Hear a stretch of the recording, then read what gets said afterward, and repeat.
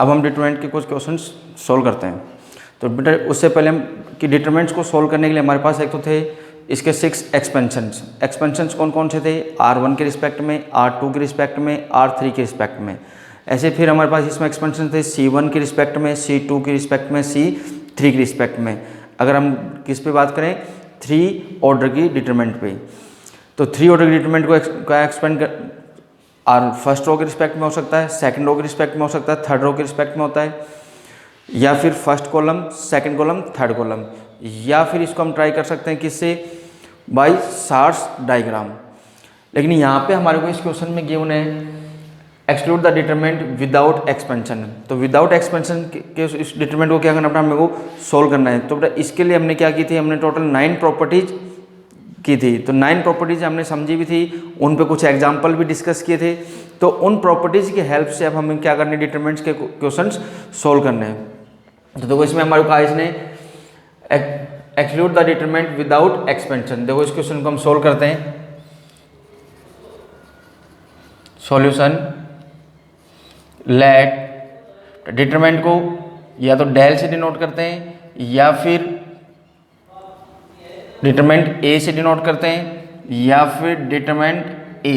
तो यहाँ पे हम डिटरमिनेंट को डेल भी ले सकते हैं, मोड ऑफ ए भी ले सकते हैं, डिटरमिनेंट ए भी ले सकते हैं। तो यहाँ पे डिटरमिनेंट थी हमारे पास 49, 39, 10, 1, 7, 2, 4, 6, 4, 1। तो डिटरमिनेंट की जो हमारे पास 9 प्रॉपर्टीज थी, उन प्रॉपर्टीज को हम यहाँ पे क्या करके देखते हैं, यूज करते हैं। यहाँ पे हम देखो थर्ड कॉलम ये हो गया हमारे पास first row, second row, third row. ये फर्स्ट कॉलम, सेकंड कॉलम और ये थर्ड कॉलम। यहाँ पे चेक करो बेटा किसी कॉलम या किसी रो का रेशियो प्रोपोर्शनल है क्या। तो यहाँ पे हम क्या करें, रेशियो प्रोपोर्शनल कर लेते हैं। अगर हम थर्ड कॉलम को 8 से मल्टीप्लाई कर दें तो 6 8 जा क्या होगा बेटा हमारे पास 48, और 48 में अगर हम 1 ऐड कर दें तो टोटल कितना हो जाएगा हमारे पास 49। तो ये दोनों फिर कॉलम्स क्या हो जाएंगे हमारे पास, प्रोपोर्शनल। तो यहाँ पे हमने बाइनरी यूज लिया कि C2 टेंडिंग्स to C2 plus 8C3। तो डेल इक्वल फर्स्ट कॉलम में कोई चेंजिंग नहीं है, 49, 39, 10। सेकंड कॉलम में क्या किया हमने, बाइनरी यूज लिया है कि थर्ड कॉलम को किससे मल्टीप्लाई कर ले, 8 से, फिर उसको किस में ऐड कर दे हम, सेकंड कॉलम में। तो 6 8 जा 48, 48 प्लस 1 49, फिर 4 8 जा 32, 32 प्लस 7 39, फिर 8 1 जा 8, 8 प्लस 2 10। थर्ड कॉलम में कोई चेंजिंग नहीं है बेटा, 6 4 1। अब देखो इस तो हमने प्रॉपर्टी पढ़ी थी कि किसी भी डिटरमिनेंट की सिंगल रो या सिंगल कॉलम के अंदर अदर रो या अदर कॉलम को कांस्टेंट वैल्यू से मल्टीप्लाई करके ऐड और सब्ट्रैक्ट कर सकते हैं। प्रॉपर्टी थी हमारे पास ये। अब हमारे पास यहाँ पे कौन सी प्रॉपर्टी यूज हो रही है कि देखो इसमें इस डिटरमिनेंट का C1 इक्वल है किसके, C2 के। यानी डिटरमिनेंट का फर्स्ट और सेकंड कॉलम क्या है अपने पास, प्रोपोर्शनल या सेम है। तो then value of determinant is 0। तो इस क्वेश्चन को हमने सोल्व किया किसके हेल्प से, प्रॉपर्टीज की हेल्प से। यहाँ पे हमने सबसे पहले डिटरमिनेंट को किसके इक्वल सपोज कर लिया, डेल के इक्वल सपोज कर लिया या डिटरमिनेंट ए के सपोज किया। अब यहाँ पे हमने प्रॉपर्टी यूज ली। प्रॉपर्टी में हमारे पास था कि किसी भी डिटरमिनेंट की किसी सिंगल रो या सिंगल कॉलम को अदर रो या अदर कॉलम को कांस्टेंट वैल्यू से मल्टीप्लाई करके ऐड या सब्ट्रैक्ट किया जा सकता है। तो हमने यहाँ पे बाइनरी यूज लिया। सेकंड कॉलम में क्या बाइनरी यूज लिया कि थर्ड कॉलम को 8 से मल्टीप्लाई कर सेकंड कॉलम में क्या कर लिया, ऐड। तो जिससे हमारे पास फर्स्ट कॉलम और सेकंड कॉलम क्या हो गए, सेम हो गए। तो then value of determinant is 0। That is clear. अब नेक्स्ट क्वेश्चन लेते हैं हम।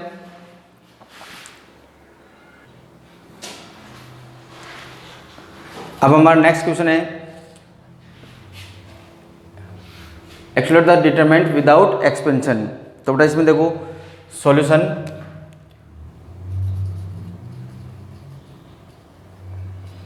लेट डेल इक्वल डिटरमिनेंट अपना हमारे पास 1 1 1 A B C B plus C plus A plus B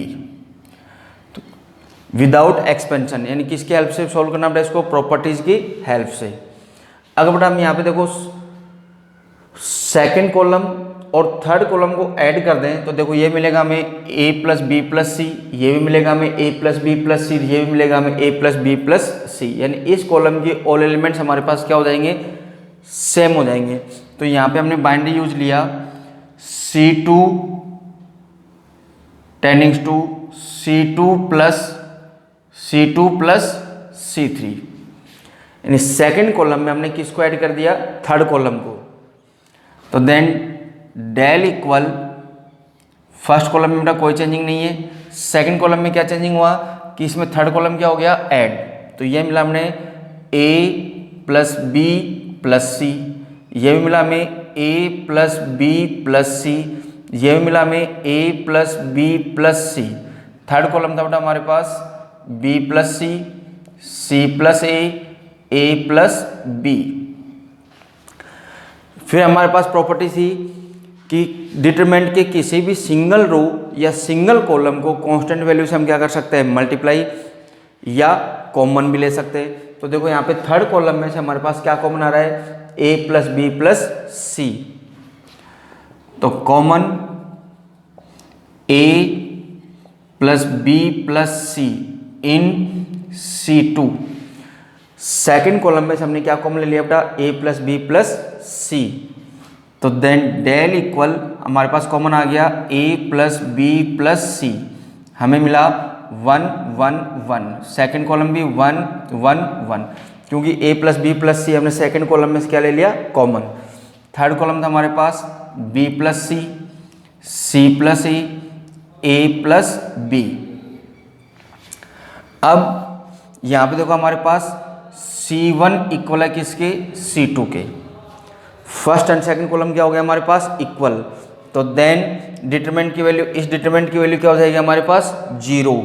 तो हमारे को मिला del equal a plus B plus C into 0 equal 0। That is clear. यहाँ पे हमारे पास डिटरमिनेंट गिवन थी, तो यहाँ पे हमने डिटरमिनेंट को सेम एलिमेंट्स बनाने के लिए हमने क्या किया, C2 और C3 कॉलम को हमने क्या कर लिया, ऐड कर दिया, सेकंड कॉलम को और थर्ड कॉलम को। तो ऐड किया तो किस कॉलम में ऐड किया हमने, सेकंड कॉलम में। फिर हमारे पास सेकंड कॉलम में से एलिमेंट कॉमन आ रहा था क्या, a प्लस बी प्लस सी, इस एलिमेंट को हमने क्या ले लिया, कॉमन। अब हमारे पास फर्स्ट कॉलम और सेकंड कॉलम दोनों क्या मिल गया हमें, इक्वल। तो then value of determinant is 0। तो कंप्लीट वैल्यू क्या हो गया हमारे पास, 0। That is clear. अब हमारे पास इसमें इसका नेक्स्ट क्वेश्चन लेते हैं हम अब नेक्स्ट डिटरमिनेंट हमारे पास a minus B, B minus C, C minus A, m minus N, N minus P, P minus M, x minus Y, Y minus Z and Z minus X. इसको भी क्या करना है, हमें को सोल्व करना है विदाउट एक्सपेंशन, यानी इसको भी प्रॉपर्टीज की हेल्प से ही हमें क्या करना है, सोल्व करना है। तो देखो इसका solution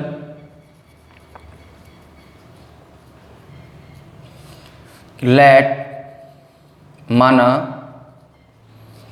del equal a minus B, B minus C, C minus A, m minus N, N minus P, P minus M, x minus Y, Y minus Z, Z minus X. देखो यहाँ पे same elements, इस column में only elements किसके हैं, ए B सी के। इसमें elements किसके हैं, एम एन एंड पी। इसमें हमारा एक्स वाई एंड जेड। अगर हम इन कॉलम्स में देखो इस एलिमेंट में ये ऐड हो जाए तो माइनस बी से प्लस बी कैंसिल हो जाए, फिर ये भी अगर ऐड हो जाए तो माइनस सी से सी कैंसिल हो जाए, ए से ए कैंसिल, यानी ये एलिमेंट क्या हो सकता है, 0। इस एलिमेंट को हमने 0 करने के लिए हमने क्या किया, यहाँ पे बाइनरी यूज लिया कि R1 tends to, first row का एलिमेंट है बताइए कि R1 plus R2 plus R3। First रो के अंदर ऑल रोज को हमने क्या कर दिया, ऐड। तो देन डेल इक्वल तो ये मिला हमें a minus B plus B minus C plus C minus A. ये था हमारे पास m minus N plus N minus P plus P minus M, X minus Y plus Y minus Z plus Z minus X. सिर्फ किस में changing हुई थी हमारे पास? फर्स्ट रो में। जिस रो में या जिस कॉलम में चेंजिंग करते हैं उसके सामने ही ये बाइनरी क्या होता है? डिनोट होता है कि R1 tends to R1 plus R2 plus R3, यानी हमने चेंजिंग किस में की है? फर्स्ट रो में। सेकेंड रो में कोई चेंजिंग नहीं है, n minus P Y minus Z. Third row में कोई चेंजिंग नहीं है, p minus M Z minus X. तो then del equal plus A से minus A cancel, minus B से plus B cancel, minus C से सी कैंसिल। इस element में आओ, प्लस एम से minus M cancel, minus N से plus N cancel, minus P से प्लस पी कैंसिल। इस एलिमेंट में प्लस एक्स से minus X cancel, minus Y से plus Y cancel, minus Z से प्लस जेड कैंसिल। यानी बेटा हमारे पास फर्स्ट रो बनी, फर्स्ट रो का फर्स्ट एलिमेंट भी जीरो, सेकेंड एलिमेंट भी जीरो एंड थर्ड एलिमेंट भी जीरो। सेकेंड रो थी हमारे पास अब B minus C, N minus P, Y minus Z, C minus A, P minus M, Z minus X. अब हमारे पास प्रॉपर्टी थी बेटा कि डिटरमिनेंट के में किसी भी सिंगल रो या सिंगल कॉलम के ऑल एलिमेंट्स जीरो हों तो then value of determinant is zero. तो बेटा यहाँ पे इस डिटरमिनेंट की वैल्यू हमारे पास क्या फाइंड हो गई? हमारे पास जीरो। दैट इज क्लियर कि हमने प्रॉपर्टी थी कि डिटरमिनेंट की किसी भी रो या किसी भी कॉलम के ऑल एलिमेंट्स क्या होंगे? जीरो होंगे। तो वहाँ पे डिटरमिनेंट की वैल्यू क्या होगी? हमारे पास जीरो होगी। तो बेटा यहाँ पे हमने प्रॉपर्टी यूज ली कि कौन सी प्रॉपर्टी यूज ली? कि डिटरमिनेंट की किसी भी सिंगल रो के अंदर अदर रोज या सिंगल कॉलम के अंदर अदर कॉलम्स को हम क्या कर सकते हैं? ऐड या सब्ट्रैक्ट कर सकते हैं। तो यहाँ पे हमने क्या किया? फर्स्ट रो के अंदर सेकंड और थर्ड रो को क्या कर लिया? ऐड, जिससे फर्स्ट रो के ऑल एलिमेंट्स हमारे को क्या मिल गए? जीरो। तो then value of determinant is zero. That is clear. अब इसका हमारे पास नेक्स्ट क्वेश्चन है, next question to exclude the determinant without expansion. देखो इसका सॉल्यूशन,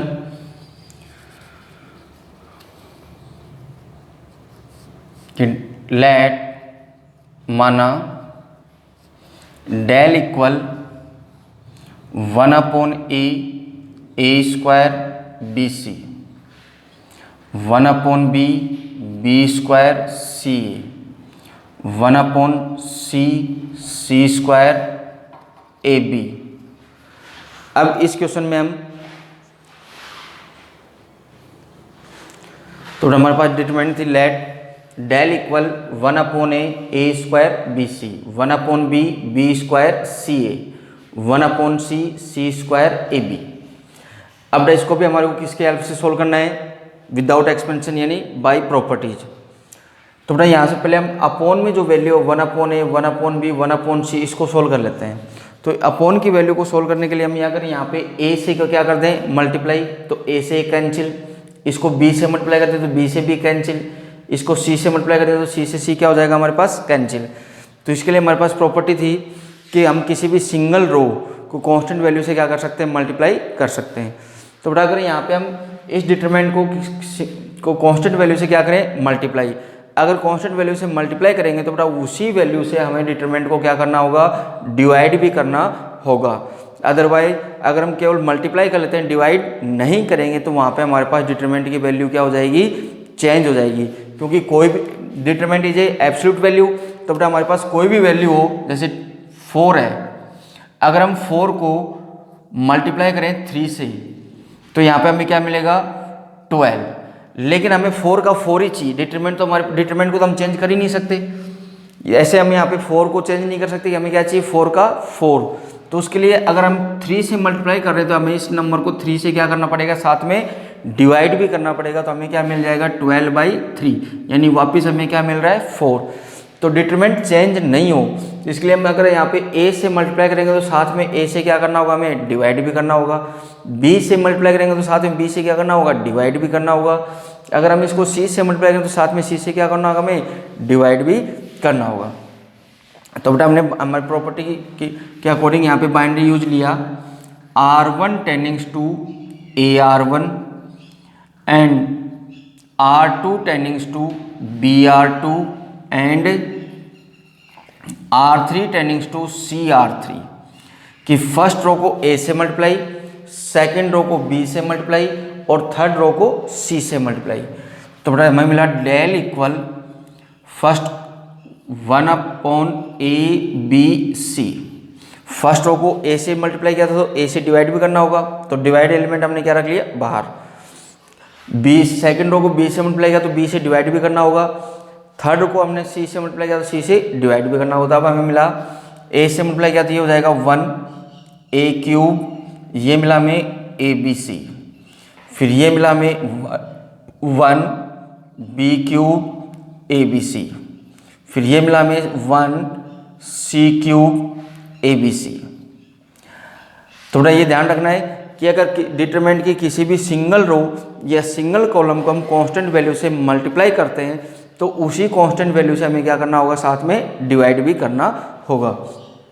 तो ये हमने यहाँ पे फर्स्ट रो को किससे मल्टीप्लाई किया, A से, तो साथ में A से तो हम डिटरमिनेंट क्या होती है, हमारे पास एक एब्सोल्यूट वैल्यू होती है, तो उस वैल्यू को हमने A से डिवाइड भी किया। फिर सेकंड रो को हमने B से मल्टीप्लाई किया तो इसको B से डिवाइड भी किया। थर्ड को हमने C से मल्टीप्लाई किया तो C से क्या किया, हमने डिवाइड भी किया। अब देखो हमारे पास यहाँ पे वो मिला हमें कि common AB into C in C3। Third column में से हमें क्या कॉमन मिल रहा है, A into B into C। तो then del equal ABC common मिला, अपॉन में पहले से था हमारे पास ABC। तो ये हमारे पास फर्स्ट कॉलम 1 1 1, सेकेंड कॉलम था हमारे पास A³ B³ C³, third column बचा 1 1 1, क्योंकि यहाँ पे हमने थर्ड कॉलम में से क्या कॉमन ले लिया, A into B into C। तो ABC से ABC कैंसिल। अब इन डिटरमिनेंट C1 इक्वल है किसके, C3 के, then value of determinant is 0। हमारे पास प्रॉपर्टी थी कि डिटरमिनेंट की कोई भी टू रो या टू कॉलम्स इक्वल हो या प्रोपोर्शनल हो, तो then value of determinant is 0। That is clear. एक बार दोबारा देखते हैं। हमने बताया यहाँ पे गिवन डिटरमिनेंट में से अपॉन में जो A B एंड C है, अपॉन की फॉर्म में जो एलिमेंट्स हैं, इनको सोल्व करने के लिए फर्स्ट रो को हमने किससे मल्टीप्लाई कर लिया, A से। अगर हम फर्स्ट रो को A से मल्टीप्लाई करेंगे तो उस A से हमें क्या करना होगा, साथ में डिवाइड भी करना होगा। फिर अब इस एलिमेंट में से B को सोल्व करने के लिए हमने सेकंड रो को किससे मल्टीप्लाई किया, B से, तो साथ में B से हमें क्या करना होगा, डिटरमिनेंट को डिवाइड भी करना होगा। फिर थर्ड रो को हमने किससे मल्टीप्लाई किया, C से, तो डिटरमिनेंट को फिर हमें C से क्या करना होगा, डिवाइड भी करना होगा। तो हमें डिटरमिनेंट के फार्मूला में 1/ABC, ये मिला 1A³ ABC, 1B³ ABC, 1C³ ABC। अब कॉमन ABC इन C3, यानी थर्ड कॉलम में से हमारे पास क्या कॉमन आ रहा है, ABC, जो हमने कॉमन ले लिया। Then C1 equal C3, then value of determinant is 0। That is clear. अब इसका हमारे पास नेक्स्ट क्वेश्चन है, अब डिटरमिनेंट का नेक्स्ट क्वेश्चन हमारे पास, express the determinant without expansion. Determinant है 1 log y to base x log z to base x log x to base y 1 log z to base y log x to base z log y to base z 1। जो इसको हम solve करते हैं, solution let माना del equal determinant बेटा हमारे पास 1 log y to base x log z to base x log x to base y 1 log z to base y log x to base z log y to base z and 1। तो पहले हम इन logarithm के help से हम किसको इनका base क्या कर लेते हैं, सोल्व कर लेते हैं। तो हमारे पास लॉगरिथम में फॉर्मूला था कि log n to base m equal होगा बेटा log n to base e upon log m to base e। तो ये फॉर्मूले से सोल्व किया तो हमारे को मिला del equal 1 log y to base e log x to base e log z to base e upon log x to base e। ये मिला बेटा हमें log e to x to base e upon log y to base e 1। ये मिला बेटा log z to base e upon log x to base e। फिर ये था बेटा हमारे पास log x to base e log z to base e। ये था फिर हमारे पास log y to base e upon log z to base e 1। अब हमने डेल इक्वल हमडा अपोन में से अगर हमारे पास इन एलिमेंट्स के अपोन की वैल्यू क्या हो जाए, हमारे पास सोल्व हो जाए। तो अपोन की वैल्यू सोल्व करने के लिए देखो फर्स्ट रो में अपोन में एलिमेंट कौन चल रहा है, log x। log x ये बेटा हमारे पास था y z to base y, तो ये बन जाएगा log z to base e log y to base e। First row में अपोन में कौन चल रहा था, log x, सेकंड में चल रहा था log y और थर्ड में है log z। तो हमने यहाँ पे बाइनरी यूज लिया r1 tends to log x to base e into r1 and r2 में यूज लिया log y to base e r2 and third row में यूज लिया हमने log e to base z into r3। First row को हमने किससे multiply कर दिया, log x, सेकंड को log y एंड थर्ड को log z। अगर यहाँ पे बेटा हम बेस e नहीं डिनोट करेंगे तब भी यहाँ पे हमारे पास log में हमेशा बेस कौन रहता है, e रहता है। तो बेटा ये हमें फर्स्ट रो का मल्टीप्लाई किया log x से, सेकंड रो को log y से, थर्ड रो को log z से। तो देन डेल इक्वल, तो बेटा हमने कि सिंगल रो है, सिंगल कॉलम को कांस्टेंट वैल्यू से मल्टीप्लाई करने पर उस वैल्यू से हमें क्या करना होगा, साथ में डिवाइड भी करना होगा। तो हमारे को मिला 1 upon log e to base x log y to base e log z to base e। तो बेटा ये मिला हमें log x log y log z। फिर ये मिला बेटा हमें log x log y and log z। फिर ये मिला बेटा log x log y and log z। हमने यहाँ पे बाइनरी क्या यूज में लिए, फर्स्ट रो को log x से, सेकंड रो को log y से और थर्ड रो को log z से क्या किया हमने, मल्टीप्लाई। तो अगर मल्टीप्लाई करेंगे तो उस वैल्यू से हमें क्या करना होगा, डिवाइड भी करना होगा। अब देखो बेटा इनडिटरमिनेंट r1 यानी फर्स्ट रो इक्वल है किसके, सेकंड रो के, और इक्वल है किसके, थर्ड रो के।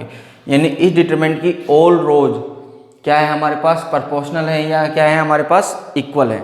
प्रोपोर्शनल यानी सबका रेशियो कितना है, वन, ऑल एलिमेंट्स का रेशियो 1/1 या हम ये बोल सकते हैं कि ऑल रोज क्या है, इक्वल। तो then value of determinant is 0।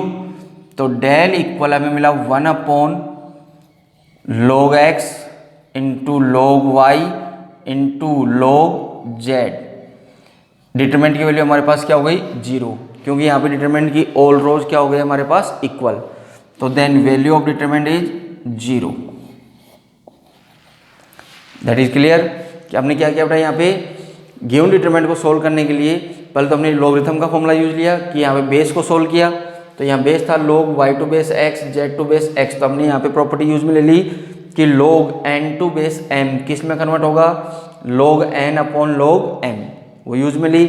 फिर अपॉन गिवन वेरिएबल्स के अपॉन में से वैल्यू को सोल्व करने के लिए फर्स्ट रो को log x से, सेकंड रो को log y से, थर्ड रो को log z से हमने क्या किया, मल्टीप्लाई। तो देन डिटरमिनेंट की ऑल रोज क्या हो गया हमारे पास, equal, then value of determinant is 0, तो then determinant is 0, that is clear. अब हमारे पास इसमें नेक्स्ट क्वेश्चन है,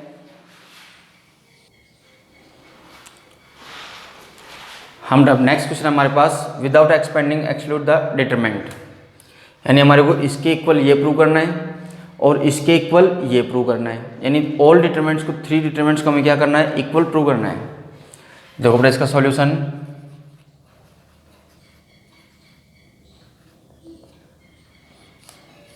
late del 1 del 2 and del 3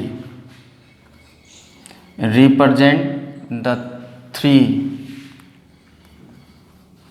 determinants। कि हमने सपोज किया कि del 1 फर्स्ट डिटरमिनेंट को, del 2 सेकंड डिटरमिनेंट को, del 3 थर्ड डिटरमिनेंट को क्या कर रहा है, रिप्रेजेंट।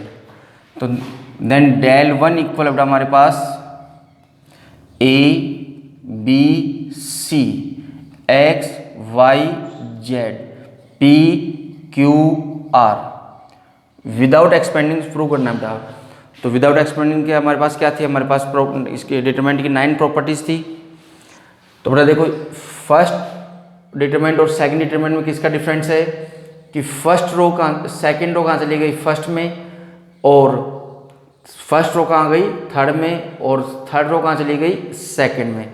तो यहाँ पे हमने प्रॉपर्टी यूज ली कि हम चेंज कर दें इसके according R1 interchange to R2 and R2 interchange in R1।